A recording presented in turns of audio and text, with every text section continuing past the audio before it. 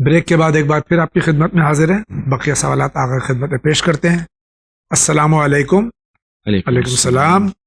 گجرات سے سوال ہے، میرا سوال یہ قرآن کا سورہ فتح آیت نمبر 17 یہ کہہ رہی ہے کہ اندھے اور لنگڑے کے لیے کوئی گناہ نہیں ہے اور بیمار کی بھی کوئی ذمہ داری نہیں ہے، تو اس کا پلیز اس کی وضاحت فرمائیں۔ یہ بیسکلی آیت جو قرآن میں نازل ہوئی ہے یہ جہاد فی سبیل اللہ اور میدان میں جنگ میں جانے کے لیے اس زمانے میں بہت سارے لوگ بہانہ طلب کر رہے تھے کہ میدان جنگ میں نہ جائیں، جی تو یہ آیت نازل ہوئی، کہا کہ جو افراد اندھے ہیں، نابینا ہیں، یا جو لنگڑے ہیں جی یا جو ضعیف ہیں، یہ افراد جو ہے ایگزمپٹڈ ہیں میدان جنگ میں جہاد کرنے سے۔ باقی جتنے افراد ہیں ان کے پاس کوئی ایکسکیوز نہیں ہے، ان کو جب اگر اسلام کے خلاف جنگ ہوگی تو آپ کو میدان جنگ میں جانا پڑے گا۔ یہ پیغمبر کے دور کا یہ حکم تھا جس کی طرف یہ آیت اشارہ کر رہی ہے۔ شکریہ۔ السلام علیکم مولانا صاحب جاوید بھائی۔ علیکم السلام۔ میرا سوال ہے، مچھلی کھانے کے بعد دودھ پینے کے لیے منع کیا جاتا ہے جبکہ مچھلی میں دہی پڑتا ہے اور ڈاکٹر بھی منع نہیں کرتے ہیں، تو اس بات کا اسلام سے کیا تعلق ہے؟ کیونکہ بہت سے لوگ کہتے ہیں کہ ہمارے دین میں اس سے منع کیا گیا ہے۔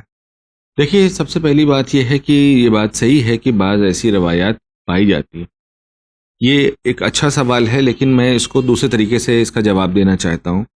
وہ یہ ہے کہ اسلام کے اندر کچھ ایسے امر اور نواہی ہیں، یعنی ڈوز اینڈ ڈونٹس ہیں، جی جو خالی ایک سجیشنز کی طرح ہے۔ جی یعنی اگر آپ نے یہ کیا تو بہتر ہے، اور اگر نہیں کیا تو کوئی حرج نہیں ہے، یعنی آپ گناہ میں مبتلا جی نہیں ہوں گے۔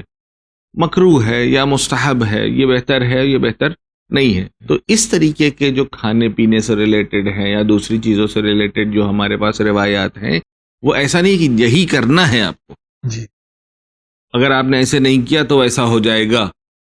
تو اس چیز کا خیال رکھنے کی ضرورت ہے کہ ہم جو اس طریقے کی روایت ہیں ہم اس کو اس طریقے سے ٹریٹ نہ کریں کہ جو حلال و حرام کا ذکر کرتا ہے۔ جیسے ہم نے کہا کہ مثال کے طور پر، ارے تم بازار جا رہے ہو، ذرا دیکھ لینا کہ وہ دکان کھلی ہے کہ نہیں کھلی۔ جی تو ہم نے جو کہا ہے وہ آرڈر نہیں دیا ہے۔ جی اگر وہاں سے تمہاری نظر پڑ گئی، دیکھ لیا تو ٹھیک ہے، اور نہیں دیکھا تو تو ہم کوئی ناراض نہیں ہوں گے کہ کیوں نہیں دیکھا، ہم نے تو تم سے کہا تھا۔ اسی طریقے سے بعض روایات یا بعض چیزوں کو جو روایت میں بیان کیا گیا وہ ہے کہ اگر تم فلاں کام کر رہے ہو تو بہتر ہے کہ اس طریقے سے کرو، جی اگر کیا تو بہت اچھی بات ہے، اور اگر نہیں کیا تو کوئی حرج نہیں۔ تو شکریہ۔ بالکل ایک دم پابند ہو جائیں کہ نہیں ایسا ہی کرنا ہے، تو ظاہر سی بات ہے کہ امر یعنی حکم مولا ہے، فرمان مولا ہے، تو اس کے سائیڈ ایفیکٹس 100% ہوں گے۔ لیکن اگر اس کو فالو نہیں کیا تو گناہ نہیں ہوگا، لیکن اس کے سائیڈ ایفیکٹس ممکن ہے کہ آپ کو فیس کرنے پڑے۔ السلام علیکم مولانا صاحب جاوید بھائی۔ علیکم السلام۔ مرجع کی فوٹو گھر میں لگانے سے نماز مکروہ ہوتی ہے یا نہیں؟ آیت اللہ سیستانی کا اکارڈنگ جواب ضرور دیجیے گا، اور ہاں یہ مسئلہ توضیح مسائل میں نہیں ہے۔ Thank you very much. یہ اگر انہوں نے واقعی یہ توضیح کو دیکھنے کے بعد یہ سوال کیا تو میں واقعی بہت خوش ہوں اس بات سے، کیونکہ ہم لوگ واقعی توضیح کی طرف رجوع نہیں کرتے ہیں، بٹ آئی ول گائیڈ ہم کہ یہ مسئلہ آغا کی ویب سائٹ پر ہے۔ جی جہاں تک سوال ہے تصویر کے لگانے کا، ایکچولی تصویر جو اسپیسیفکلی یہ کوشچن نہیں ہے، لیکن یہ ہے کہ کیا ہم تصویر لگا سکتے ہیں جس طرف ہم نماز پڑھ رہے ہیں یا اس کمرے میں جس میں ہم نماز پڑھ رہے ہیں۔ تو تصویر ارریلیونٹ ہے کہ ارریسپیکٹو آف کہ آپ آغا سیستانی تصویر لگا رہے ہیں یا اپنے کسی بزرگ کی تصویر لگا رہے ہیں یا کسی اور کی تصویر لگا رہے ہیں، تو اگر تصویر ہے تو بہرحال وہ مکروہ ہے۔ تو اسی لیے ہمیں جہاں پر ہم نماز پڑھتے ہیں وہاں پاس تصویروں کو نہیں لگانا چاہیے۔ شکریہ۔ ایک چیز ایک یہاں پہ اور وضاحت ایک کرنا چاہتا ہوں کہ اگر ایسی جگہ جہاں پہ تصویر لگی ہوئی، کیونکہ اکثر بڑے امام باڑوں میں اور بعض مساجد میں بھی میں نے دیکھا ہے کہ تصویریں ہوتی ہیں بزرگوں کی، علماء کی، مراجع کی، تو اگر یہ مکروہ ہے تو مکروہ کا مطلب آپ کی نماز صحیح ہے، صرف اس نماز کا ثواب تھوڑا سا کم ہو جاتا ہے۔ شکریہ۔ سلام علیکم السلام۔ میرا سوال ہے کہ اسلام میں الٹے ہاتھ سے کھانا کھانا کیسا ہے، منع ہے کیا؟ جی، الٹے ہاتھ سے کھانا کھانا مکروہ۔ السلام علیکم۔ وعلیکم السلام۔ میرا سوال یہ ہے کہ کیا ہم فجر کی نماز سے پہلے جو ہم 2 سنتیں پڑھتے ہیں، کیا ہم انہیں اذان ہونے سے پہلے، میں کہہ دوں کہ وقت آنے سے پہلے پڑھ سکتے ہیں، اور اذان ہونے کے بعد ہم فجر ادا کر سکتے ہیں؟ دیکھیے وہ جو آپ سنت کہہ رہے ہیں جسے ہم نافلہ کہ دیکھیے یہ وہی ہے ٹرم کا پرابلم ہے. جو وہاں پہ بھی پوچھا تھا کہ آپ سنت پڑھتے ہیں نافلہ پڑھتے ہیں سنت نہیں پڑھتے ہیں. یہاں پہ ہمارے یہاں اس کو جسے آپ سنت کہہ رہے ہیں یہ نافلہ ہے. صبح کی نافلہ کا جو وقت ہے وہ ہے اذان سے ملا ہوا. یعنی جب تک آپ کا ٹائم ہی نہیں ہوا ہے تو آپ نماز نہیں پڑھ سکتے ہیں. تو اس کا طریقہ یہ ہے کہ جیسے اذان شروع ہو جائے آپ اپنی نافلہ نماز پڑھ لیجئے. اذان ختم ہو آپ اپنی فجر کی نماز یا اگر اذان دیر سے ہو رہی ہے وقت داخل ہو گیا تو آپ پہلے پڑھ لیجئے. کوئی حرج نہیں ہے. کوئی حرج نہیں ہے. لیکن آپ پہلے نہیں پڑھ سکتے ہیں. یعنی اس طریقے سے کہ آپ ایک ریس پہ دوڑ رہے ہیں ابھی اس نے کلیپ نہیں کیا ہے آپ بھاگ گئے اور جا کے وہاں پہلے پہنچ گئے کہیں میرا انعام کہاں ہے. جیسے کہ آج کل جیسے ممبئی میں 6 بجنے میں 1 منٹ کا ٹائم ہے. 6 بجے کا ٹائم ہے. لیکن اگر کوئی شخص کیونکہ اکثر مساجد میں 6:10 پہ اذان ہو رہی ہے تو 6 بجے وقت ہو جاتا ہے تو وہ اس وقت پڑھ سکتا ہے. یعنی وقت وارد ہونے کے بعد کبھی بھی پڑھ سکتا ہے. اذان شرط نہیں. اذان شرط نہیں. اذان تو پھر اذان کا ایک الگ مسئلہ ہے کیونکہ اذان بھی ہمارے یہاں 2 قسم کی ہوتی ہے. ہمارے یہاں ایک اذان اذان اعلان ہوتی ہے, ایک اذان نماز جماعت ہوتی ہے. جو مغرب کی اذان ہوتی ہے وہ اذان اعلان ہے, یا فجر کی جو ہوتی ہے وہ اذان اعلان ہے کہ وقت نماز ہو گیا ہے. لیکن جو ظہر کی ہے پورے انڈیا میں, آپ نارتھ انڈیا میں چلے جائیے, نارتھ ایسٹ میں, یا نارتھ ایسٹ سے مراد یہ ہے کہ یو پی اور بہار کی طرف, تو وہاں پہ 12:30 کا ٹائم فکس ہے throughout the year. Bombay میں ہمارے یہاں 1 بجے کا ٹائم فکس ہے. تو یہ جو ہے اول وقت نہیں ہے, یہ لوگوں کی کنوینئنس کے لیے ہے کہ 1 بجے سب کو پتا رہے کہ بھائی اذان ہو چکی ہے اور 1 بجے جماعت شروع ہوگی. اب 1 بجے جو مسجد سے اذان کی آواز آتی ہے وہ اذان جماعت ہے. یہ کبھی بھی ہو سکتی ہے. جماعت 1 بجے ہوگی تو 1 بجے, 5 بجے ہوگی تو 5 بجے. تو اس میں کوئی حرج نہیں ہے, کبھی بھی اذان ہو سکتی ہے. شکریہ. السلام علیکم مولانا صاحب جاوید بھائی. علیکم السلام. کیا کالے لباس میں نماز پڑھنے سے نماز کے ثواب میں کمی ہو جاتی ہے؟ غیر محرم میں کمی ہو جاتی ہے. شکریہ آغا. السلام علیکم آغا, کیا واجب نماز میں سورہ علم نشرہ پڑھ سکتے ہیں, اور کیا اس سورہ کے ساتھ کوئی اور سورہ بھی پڑھنا چاہیے؟ اس پر ذرا روشنی ڈالیں. 4 سوروں کے بارے میں یہ کہا جاتا ہے کہ یہ دونوں مل کے ہیں, سورہ ضحیٰ اور سورہ علم نشرہ, اور سورہ فیل اور سورہ لیلاف قریش. یہ ہوتا ہے کہ دونوں کو ملا کر کے بھی پڑھا جا سکتا ہے اور الگ الگ بھی پڑھا جا سکتا ہے. نماز آپ کی صحیح ہے. یعنی اگر آپ صرف سورہ علم نشرہ پڑھ رہے ہیں تو بھی آپ کی نماز صحیح ہے, صرف سورہ فیل پڑھ رہے ہیں تو بھی صحیح ہے, قریش پڑھ رہے ہیں صحیح ہے, ضحیٰ پڑھ رہے ہیں صحیح ہے. لیکن اگر آپ اس کو ملا کے پڑھنا چاہیں تو بھی نماز صحیح ہے. شکریہ. آگے فرماتے ہیں, ہم گجرات بھاؤ نگر سے ہیں. ہم چاہتے ہیں کہ چینل ون کی ٹیم بھی کبھی بھاؤ نگر آئے. پلیز میری اس گزارش پر غور ضرور کیجیے گا. انشاءاللہ ایڈمن تک آپ کی فرمائش اور آپ کا سجیشن پہنچا دیں گے اور پوری کوشش کریں گے. آپ بلائیں گے تو ضرور تشریف لائیں گے. ہمارے علماء کرام اور میں بھی حاضر ہو جاؤں گا انشاءاللہ. السلام علیکم جاوید بھائی. مولانا صاحب. علیکم السلام. بات سلام. اللہ سبحانہ و تعالیٰ سے یہ دعا ہے کہ آپ کو صحت اور سلامتی عطا کرے. الہی آمین. میرا سوال ہے کہ کمر درد کی وجہ سے رکوع میں گھٹنوں تک اگر ہاتھ نہ جائے تو کیا گھٹنا تھوڑا موڑ سکتے ہیں؟ گھٹنا موڑنا چاہے تو موڑ بھی سکتے ہیں, لیکن اگر آپ اتنا خم ہو جائیں کہ اگر کوئی دوسرا دیکھ رہا ہو اور وہ یہ کہے کہ آپ رکوع کے عالم میں ہیں تو اتنا کافی ہے. یعنی ہاتھ کا زانو میں پہنچنا شرط نہیں ہے, آپ کا خم ہونا شرط. آپ اتنا خم ہو جائیں کہ وہ یہ کہا جاتا ہے اتنا خم ہو کہ ہاتھ زانو تک پہنچ جائے. لیکن اگر آپ اتنا نہیں خم ہو پا رہے ہیں, تھوڑا بہت بھی خم ہو گئے کہ جس سے یہ پتہ چلتا ہے کہ آپ رکوع کے عالم میں ہیں, تو کافی ہے, آپ کی نماز صحیح ہے. شکریہ. السلام علیکم. علیکم السلام. Respected Uncle Javed Saab and Maulana Saab, I have several questions.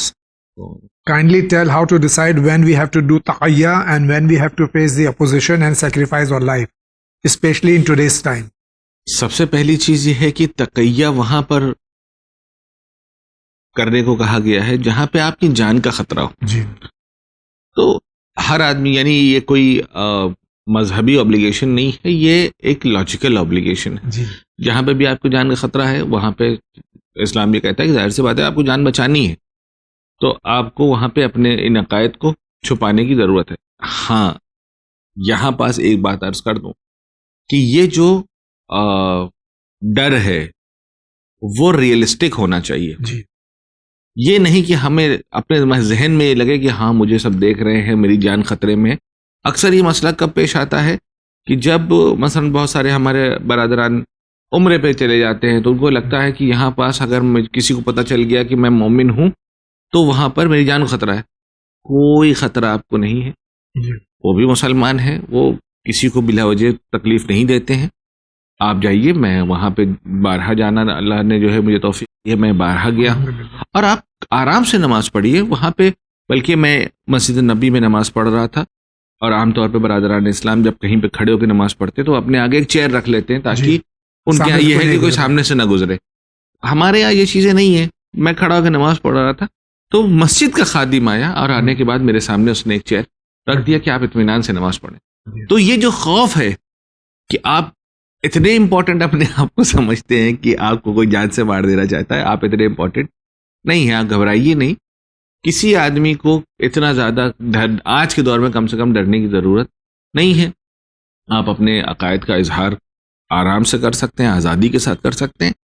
البتہ اس کا مطلب یہ نہیں ہے کہ آپ دوسروں کی توہین کرنا شروع کر دیں, کہ آپ دوسروں کے مقدسات کی توہین کریں.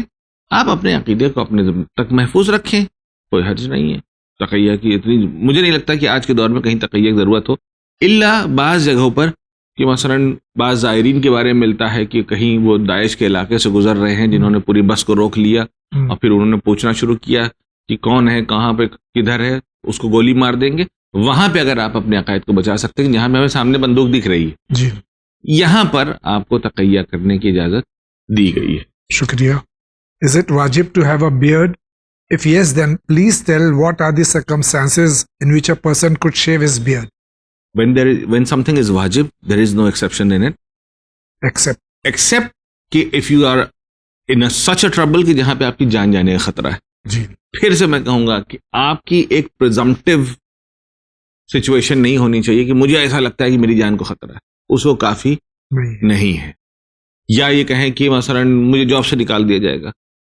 جو آپ سے کو جاب سے نکالنے والا ہے وہ خود بیچارہ جاب پہ ہے, کچھ بھروسہ نہیں ہے کہ اس کی جاب آپ سے پہلے چلی جائے. تو آپ یہ چھوٹے چھوٹے موضوعات پر, یہاں تک کہ اگر سیسانی کہتے ہیں کہ اگر ایسا کوئی مسئلہ پیش آتا ہے کہ جہاں پہ آپ کو یہ کہہ دیا جائے کہ آپ یا تو آپ داڑھی رکھیں گے یا تو آپ جاب پہ آئیں گے, تو آپ جاب چھوڑ دیجئے. کیونکہ آپ گناہ کر کے آپ ہر روز جو کام کرنے جا رہے ہیں تو وہ وہاں سے جو آپ حاصل کر رہے ہیں, جو اس کو آپ سمجھ رہے ہیں کہ میری محنت کا رزق ہے, وہ محنت کا رزق معصیت کا ہے وہ. جی شکریہ. If we have two options, one is offering namaz on awwal waqt and the other is offering namaz in a jamaat, then which one should we choose? If the jamaat is not very delayed, تو جماعت کو choose کرنا زیادہ بہتر ہے. Should we maintain relations even with the usurper, غاصب, relatives who have taken our rights and have not given it yet? صلہ رحم اپنی جگہ پر ہے, غصب کرنا اپنی جگہ پر ہے. اگر ہمارا کوئی عزیز, ہمارا کوئی رشتہ دار جس نے ہمارا حق کو غصب کر لیا ہے تو اس غصب کو بار بار یاد دلانا یہ ہماری رسپانسبلٹی ہے. لیکن صلہ رحم کو بھی برقرار رکھنا بھی اتنا ہی ضروری ہے. وہ اپنا کام کر رہے ہیں, ہمیں اپنا کام کرنا ہے. یہاں تک کہ پیغمبر کے دور میں ایک صحابی آتا ہے, وہ کہتا ہے کہ ہمارے بعض رشتہ دار ہیں جو ہم کو برا بھلا کہتے ہیں, گالیاں دیتے ہیں, تو کیا کریں, ہم ان کے ساتھ رابطہ رکھیں؟ پیغمبر نے کہا کہ آپ اپنا کام کیجئے, وہ اپنا کام کر رہے ہیں. آپ اپنی طرف سے رابطہ برقرار رکھیے. وَلَوْ بِالسَّلَامِ, چاہے آپ چھوٹا سا ایک سلام کے ذریعے سے رکھیے, جہاں آپ کو دیکھیں گے السلام علیکم, لیکن ان کو یاد دلائیے کہ آپ نے ہمارا حق مار دیا ہے. شکریہ. Is it wrong to say Merry Christmas? If yes, then why? It is not. آپ اپنے, اگر آپ کا کوئی مسیحی دوست ہے اس کو آپ میری کرسمس کہنا چاہتے ہیں تو کہہ سکتے ہیں, کوئی حرج نہیں. May Allah Almighty bless us in the honor of Ahlul Bayt alayhim assalam. محمد سعید پرایاگراج سے ان کا سوال تھا یہ. ماشاءاللہ. السلام علیکم. وعلیکم السلام. میرا سوال یہ ہے کہ کیا بڑوں کا پاؤں چھونا صرف انڈین کلچر ہے اور اسلام اس کے بارے میں کیا کہتا ہے؟ ابھی بھی کچھ ایسے شیعہ کمیونٹیز ہیں جہاں یہ کام نہ کرنے کو بے عزتی مانتے ہیں. اسلام اس کے بارے میں کیا کہتا ہے؟ دیکھیے, ہندوستان میں ہمارے یہاں جو گھروں میں جو رسومات پائی جاتی ہے وہ میجورٹی جو ہے وہ ہندوستانی کلچر سے انفلوئنسڈ ہے. جی.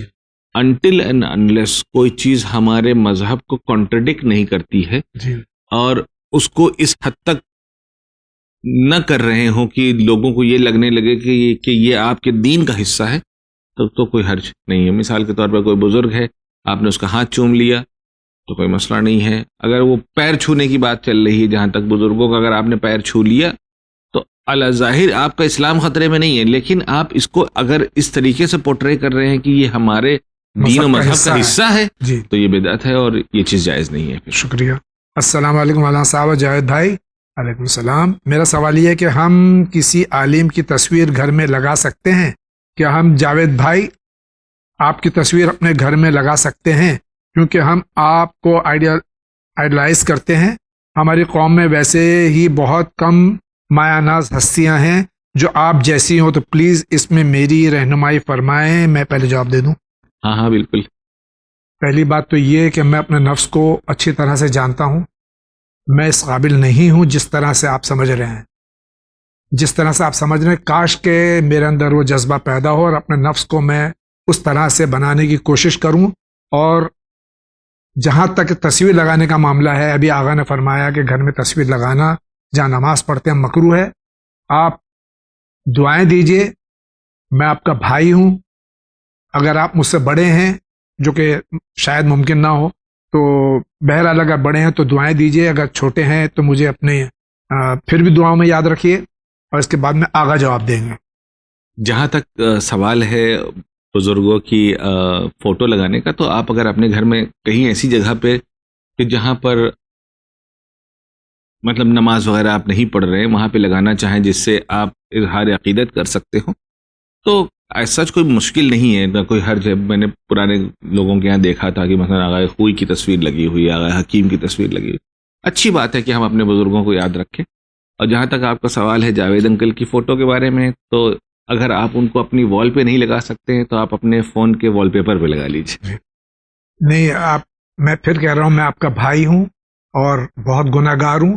بس میرے حق میں دعا کیجیے کہ اللہ تعالیٰ جو عزت آپ لوگ عطا فرما رہے ہیں، اللہ تعالیٰ مجھے اس قابل سمجھے اور مجھے میرے تمام گناہوں کو معاف کر کے اس قابل بنا دے کہ میں اپنے زمانے کے امام کا مطیع و فرما بردار بن جاؤں. بہت بہت شکریہ.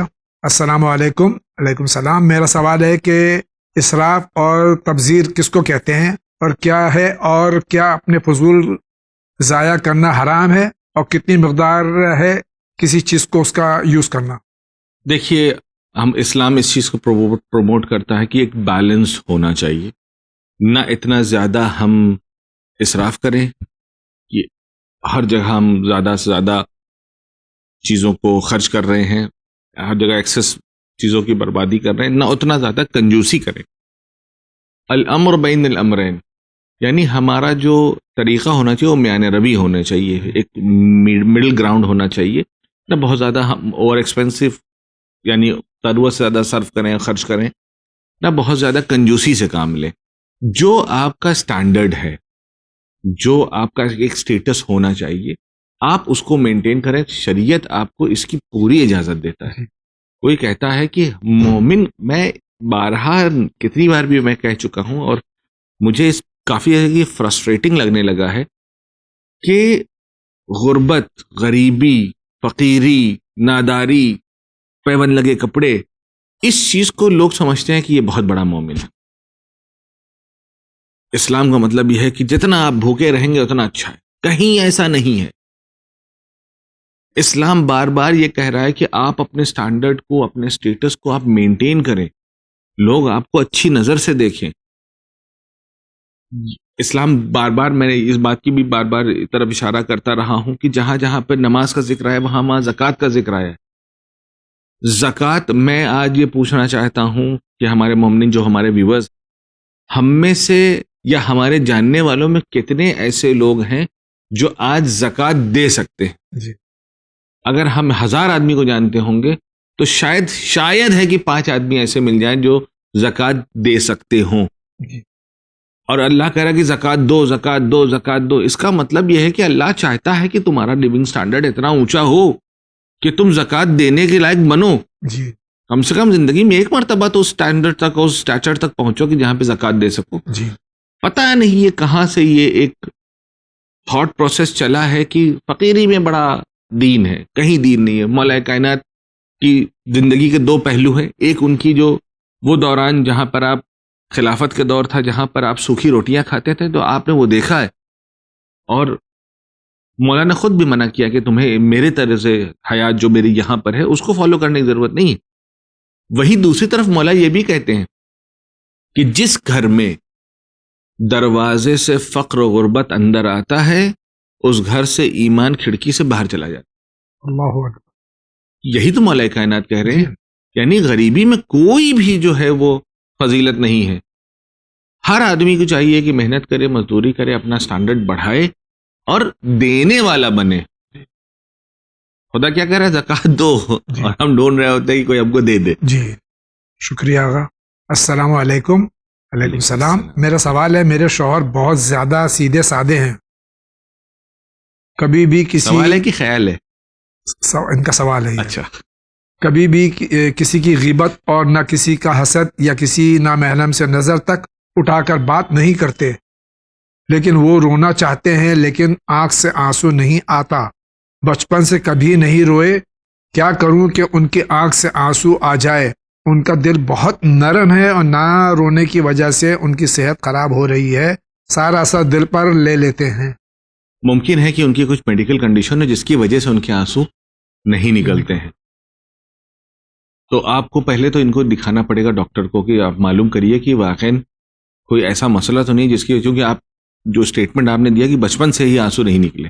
جی. تو بچپن سے آنسو نہ نکلنا کا مطلب یہ ہے کہ کسی بھی سچویشن میں اگر آنسو نہیں نکلا تو ہو سکتا ہے کہ وہ ایک میڈیکل ایشو ہو جس کی وجہ سے آنسو نہیں نکل رہا ہے. تو آپ ڈاکٹر سے رجوع کریے، ان سے کنسلٹ کیجیے کہ کہیں دوسری چیزوں کی وجہ سے تو ایسا نہیں ہے. ورنہ عام طور پہ ہوتا یہ ہے کہ جیسے آدمی ایموشنل ہوتا ہے وہ آنسو بے اختیار نکلتا ہے. اس کو آپ کو نکالنے کی ضرورت نہیں ہے. جی.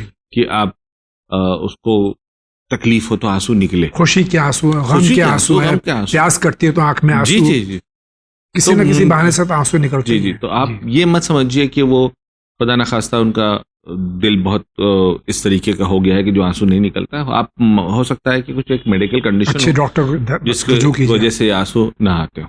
السلام علیکم. علیکم السلام. میرا سوال یہ ہے کہ اکثر محرم الحرام میں منت کے کڑے اور لال دھاگے جو تابوت اور علم سے بوسہ دینے کے بعد پہنتے ہیں، ان چیزوں کا اسلام سے کیا تعلق ہے؟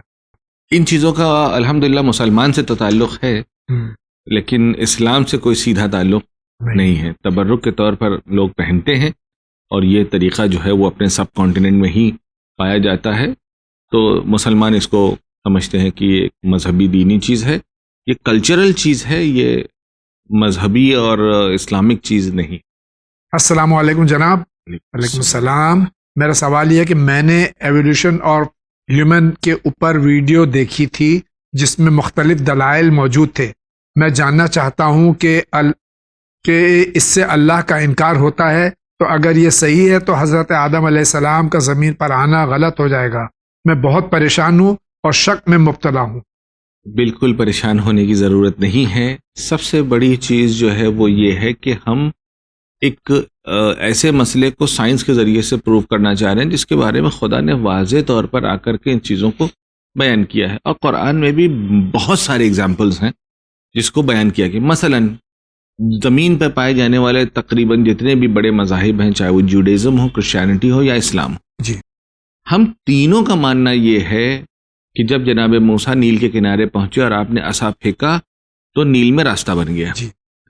سائنس کے ذریعے سے آپ اس مسئلے کو پروف کریے. جی. پاسبل ہی نہیں ہے. جی. ہم بات کر رہے ہیں قادر مطلق کی. ہم جی. ایک طرف کہتے ہیں کہ خدا قادر مطلق ہے، وہ کچھ بھی کر سکتا ہے، اس کے اختیار میں سب کچھ ہے، اور دوسری طرف ہم اس کو یہ مجبور سمجھتے ہیں کہ وہ اس کو ہیومن ایولیوشن کریٹ کرنا پڑے گا جس سے جو ہے بندر کو انسان میں تبدیل کیا جائے. اس کو ضرورت ہی نہیں ہے. یہ کائنات اس کی ہے، جہاں سے چاہے گا وہ شروع کر دے گا. بے شک. وہ مجبور تھوڑی نہ ہے کہ آپ کی لاجک کی وجہ سے اب میں پھنس گیا ہوں کہ اب مجھے اس کو ایسے ہی کرنا پڑے گا. نہیں. ناقہ ہود جو ہے، جناب ہود کے دور میں جو ناقہ ہے وہ پہاڑ سے نکل آیا. اب یہ کہیے کہ اس کا ابا کون تھا، وہ اونٹ کہاں تھا جس نے اس کو پیدا کیا؟ تو کہیں نہیں تھا. وہ دمبا جو حضرت اسماعیل کے لیے، جو دمبا جناب اسماعیل کے لیے آیا، جو کوا جناب آدم کے دور میں حابیل و قابیل کے لیے آیا. تو اس کا کوئی سر پیر نہیں ہے. خدا جو ہے وہ قادر مطلق ہے، اس کو آپ کے لاجیکل ایکسپلینیشن اور ایک ایولیوشن کی ضرورت نہیں ہے، وہ کہیں سے بھی کچھ بھی کر سکتا ہے، اس کو اختیار ہے. شکریہ. السلام علیکم قبلہ. وعلیکم السلام. میرا سوال یہ ہے کہ نماز پڑھتے ہیں تو شک آتا ہے کہ سورہ ہم ٹھیک سے ادا ہوا یا نہیں، شک رہتا ہے اور بار بار اسی سورہ کو پڑھتا رہتا ہوں اور باقی سورہ میں بھی یہی حال ہوتا ہے. تو آپ ایک کام کریں، آپ جماعت سے نماز پڑھا کریں جی، تاکہ سورہ کی پڑھنے کی ذمہ داری مولانا کی رہے گی. جی آپ آرام سے کھڑے رہیے گا، جماعت کا بھی ثواب ملے گا، نماز بھی ٹھیک ہو جائے گی. جی شکریہ. یا دوسرا کام کریں کہ کسی استاد کو پکڑ لیں، جی کسی عالم سے رابطہ کریں. آن لائن کلاسز ہیں، مدرسے ہیں، مکاتب ہیں، کوئی اس میں حرج نہیں ہے کہ آپ کا سن زیادہ ہو گیا ہے، اب کیا کہیں گے لوگ، بجائے اس کے کہ آپ دوسروں کے یہ سوچنے کے چکر میں پڑیں کہ لوگ کیا کہیں گے، یہ سوچیے کہ اگر ہم غلط پڑھتے آئے ہیں تو اللہ کیا کہے گا. تو آپ کسی کو آپ اپنا تجوید کا استاد بنا لیں، قرات کا استاد بنا لیں، وہ آپ کی سورہ ٹھیک کر دے گا. اور اگر آپ کو ظاہر سی بات ہے سورہ ہم سب کو آتی ہے، 2 4 5 دن 10 دن 2 ہفتے زیادہ ٹائم نہیں لگے گا، سارے آپ کے جو وہ ہے تلاوت ہے وہ صحیح ہوگی. شکریہ آقا. مولانا صاحب جاوید بھائی بعد السلام، آپ لوگوں سے عرض ہے خمس کے بارے میں کیوں کمپلیٹ احکام بیان نہیں ہوتا، آدھا ادھورا حکم بتا کے شبہ چھوڑ کر ختم کیا جاتا ہے. اسٹاک مارکیٹ کے خمس کے بارے میں کیوں اپڈیٹ نہیں ہے، اسٹاک مارکیٹ میں کرنٹ انویسٹمنٹ، کرنٹ ویلیو، لاس، پروفٹ، کس رقم پر خمس لگتا ہے، خمس کے بارے میں اتنا کنفیوژن کیوں ہے؟ دیکھیے، خمس کے بارے میں کنفیوژن کی وجہ یہ ہے کہ خمس ایک فل بہت ہی ایک وسیع موضوع ہے جی جہاں پر باقاعدہ ورکشاپس کی ضرورت ہے. جی کیونکہ ہر آدمی کا مسئلے الگ ہیں، ہر آدمی جو چیز جاننا چاہتا ہے اس کے موضوع الگ ہیں. تو ظاہر سی بات ہے کہ اس چھوٹے سے پروگرام میں اس طریقے کی سوالات جو آپ پوچھتے ہیں پوائنٹ بلانک اسی کا جواب دیا جا سکتا ہے، پوری چیز کو اول سے آخر تک نہیں سمجھایا جا سکتا ہے. مثلا خمس چونکہ ایک ایسا موضوع ہے جو الگ الگ چیزوں پہ کے ذریعے سے الگ الگ جگہ پہ الگ الگ طریقے، مثلا سمپل اگر میں عرض کروں، یہ ٹیکسیشن کی طرح کا مسئلہ ہے. جی کہاں پہ ایگزمپشن ہے، کہاں پہ لگنا ہے، کہاں پہ کتنا لگنا ہے. وہ جیسے جی ایس ٹی آ گیا ہے جی تو کہیں پہ 5% ہے، کہیں پہ 18% ہے، کہیں پہ 28% ہے. تو جیسے اب یہ کہیں کہ بیان نہیں ہوتا ہے تو صحیح ہے، سرکار بھی بیان نہیں کرتی ہے. تو کہتی ہے جو آپ کا مسئلہ ہے جا کر کے آپ سی اے سے بات کریے، وہ آپ کا مسئلہ حل کرے گا، جی یا جائیے آپ گوگل پہ خود سرچ کریے. تو آپ اگر مزید جانکاری چاہتے ہیں تو اپنے علاقے کے علماء سے رابطہ کریں اور ان سے ریکویسٹ کریں کہ آپ ایک ورکشاپ رکھیے، 2 4 5 دن، تھوڑا سا ٹائم آپ بھی سرو کریے جی تاکہ یہ مسئلہ حل ہو. سیکنڈلی میں آپ کو یہ گزارش بھی کرنا چاہوں گا کہ جن سوالات کے آپ جواب چاہتے ہیں وہ علماء کو آپ پہلے سے دے دیجئے. جی کیونکہ دیکھیے، میں آپ کو ایک گویا اندر کی بات بتا دیتا ہوں. کیونکہ ہمارے یہاں حوزہ علمیہ میں ہم خمس اور جو احکام شرعی ہے اس کو ایز اے تھیوریٹیکلی پڑھتے ہیں. جی جب تھیوریٹیکلی ہمیں پڑھایا جاتا ہے تو جو مبتلا بے مسائل ہیں وہ سچویشن کے حساب سے بدلتے جاتے ہیں. جی چونکہ ہم جیسے ڈاکٹر ہوتا ہے تو اس کو ایم بی بی ایس میں اس کو میڈیکل سائنس کی پڑھائی جاتی ہے، ہیومن اناٹومی پڑھائی جاتی ہے. تو اب جب یہ باہر نکلتا ہے تو 6-7 مہینہ 2 سال وہ انڈر ٹریننگ ڈاکٹر ہوتا ہے. کیا اس نے کتابیں نہیں پڑھی؟ نہیں، سب پڑھ لیے، نمبر بڑے اچھے آئے، لیکن پہلے دن پریکٹس کرنے نہیں جاتا. کیوں؟ کیونکہ ڈفرینٹ کیس کے ڈفرینٹ ریزلٹس ہوتے ہیں، ڈفرینٹ اس کے علاج ہوتے ہیں. اس لیے پہلے سے اپنے سوالات آپ علماء کے حوالے کر دیجئے گا کہ ہم کو اسٹاک مارکیٹ کے بارے میں جاننا ہے، میوچل فنڈز کے بارے میں جاننا ہے، آج کل فیوچر ٹریڈنگ چل رہی ہے، آپشن ٹریڈنگ چل رہی ہے، تو ان کے بارے میں جاننا ہے، ان میں انویسٹمنٹ کریں گے تو ہمیں کس چیز پہ خمس لینا ہوگا. تو یہ سارے سوالات آپ ان کو پہلے سے دے دیجئے تاکہ وہ اسی حساب سے ریسرچ کر کے تیار کر کے آئیں اور اپنی پریزنٹیشن پیش کریں. Coming back to the question, ایک سادہ سا ایک لائن میں میں جواب دے دیتا ہوں کہ خمس کس چیز پہ لگتا ہے. خمس لگتا ہے ہر اس پیسے پر جس کو آپ نے جمع کیا ہے، یعنی جو کیپٹل انویسٹمنٹ آپ کر رہے ہوتے ہیں، either in your business, either in your investments. یہ تمام چیزیں وہ ہیں جس کے اوپر چونکہ آپ نے اس کو سیو کیا ہے، کمایا آپ نے کہیں اور سے، کمانے کے بعد آپ نے اس کو وہاں سے بچایا ہے, بچانے کے بعد آپ نے یہاں پر انویسٹ کیا ہے. اب یہاں پہ ہو سکتا ہے بہت سارے سوالات اور بھی ہوں, لیکن بہت زیادہ تفصیل میں نہیں جاتے ہوئے 2 چیزیں ہیں. اب آپ نے اس کو جو بھی کیپٹل اکٹھا کیا ہے کہیں پر انویسٹ کرنے کے لیے, یہ آپ کی سیونگ تھی جو آپ نے کہیں اور سے بچایا تھا. اب جب اس کے اوپر 1 سال گزر جائے گا تو اس کیپٹل پر آپ کو خمس دینا پڑے گا.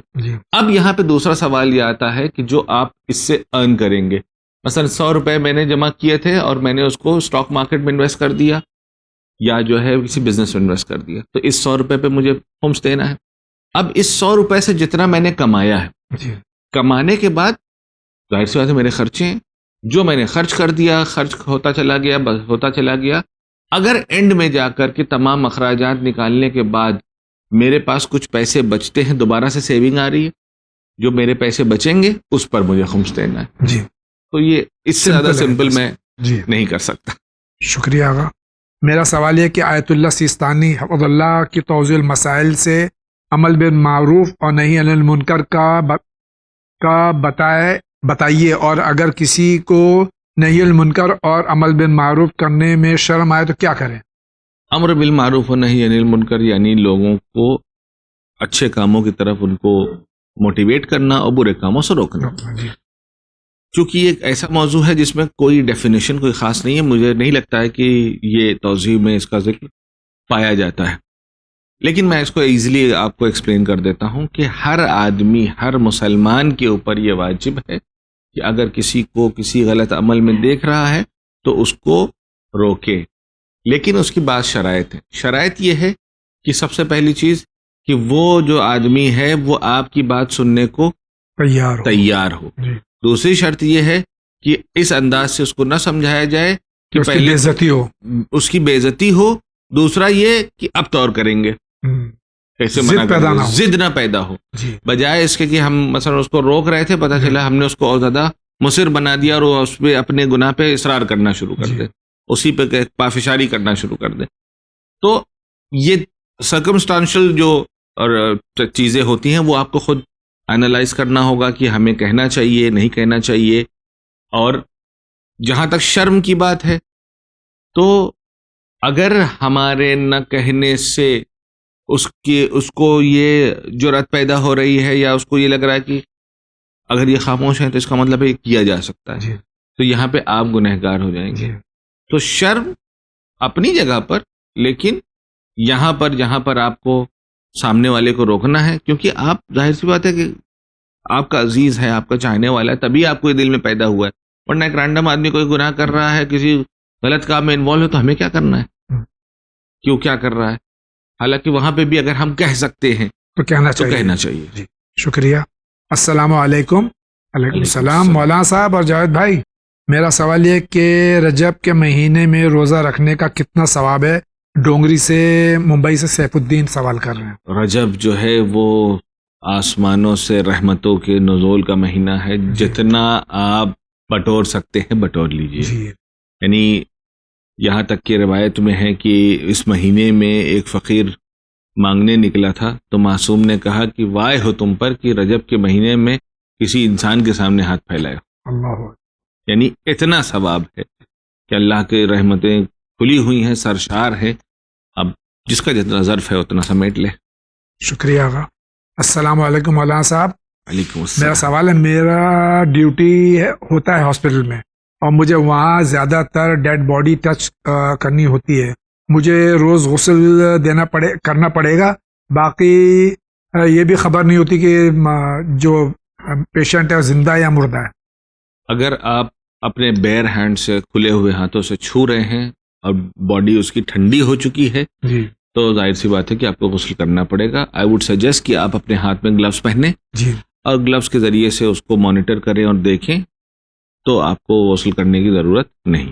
السلام علیکم. علیکم السلام. ہم کو پوچھنا تھا کہ ہمارے والد کی پراپرٹی میں اگر 2 بھائی ہیں اور ماشاءاللہ ہماری والدہ حیات ہے اور دونوں بھائیوں کی اپنی فیملی ہے, تو بٹوارہ کیسے کریں گے, اور ہم کو برائے مہربانی جلدی بتا دیجیے. اگر کوئی انسان اس دنیا سے جاتا ہے اور اس کی وائف ہے ورثہ میں اور بچے ہیں, تو ایسی سچویشن میں وائف کو 1/8 ملتا ہے، یعنی 12.5%. Whatever is left behind اس کا 12.5% جو ہے وہ زوجہ کو ملے گا. اس کے بعد جو باقی اماؤنٹ ہے، اگر دونوں بیٹے ہیں تو دونوں میں ایکولی ڈیوائڈ ہو جائے گا. اگر ایک بیٹا اور ایک بیٹی ہے تو اس کا 3 حصہ ہوگا، اور 2 بیٹے کو مل جائے گا، 1 بیٹی کو مل جائے گا. شکریہ آقا. سلام مولانا، اگر انسان غصے میں قسم کھائے اور پھر توڑ دے تو اس کا کیا گناہ ہے؟ اگر قسم اس نے شرعی کھائی ہے تو شرعی قسم توڑنے کا پھر کفارہ اسے دینا پڑے گا، خلف یمین کا، اور 10 آدمی کو کھانا کھلانا پڑے گا.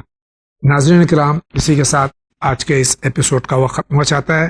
موجود اسلام کا مشکور آقا، آپ کا بہت بہت شکریہ. جزاک اللہ. مجھے اللہ آپ کو صحت و سلامتی عطا فرمائے، اور اسی کے ساتھ اجازت دیجیے. انشاءاللہ زندگی رہی تو پھر آپ سے ملاقات ہوگی.